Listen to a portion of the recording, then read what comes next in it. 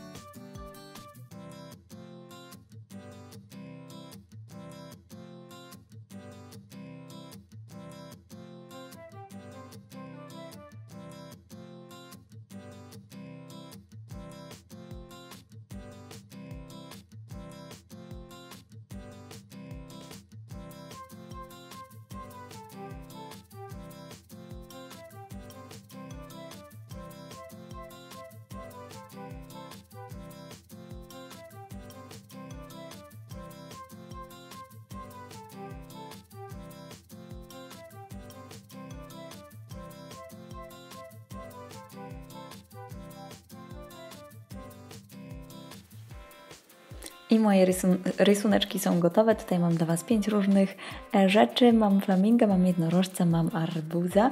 Tutaj mamy wieloryba i na koniec jest ananas. Mam nadzieję, że Wam się podobają. To są takie rzeczy zupełnie rysowane z głowy. Właśnie co tam mi się przypomni. Niektóre są bardziej czasochłonne, niektóre mniej. Niektóre to są właśnie takie owoce na lato. Wydaje mi się, że lato to jest idealny czas kojarzony z owocami. I to by było na tyle. Mam nadzieję, że Was zainspirowałam. Zachęcam Was do subskrypcji naszego kanału i zapraszam do oglądania innych filmików na naszym kanale. Do następnego razu. Cześć!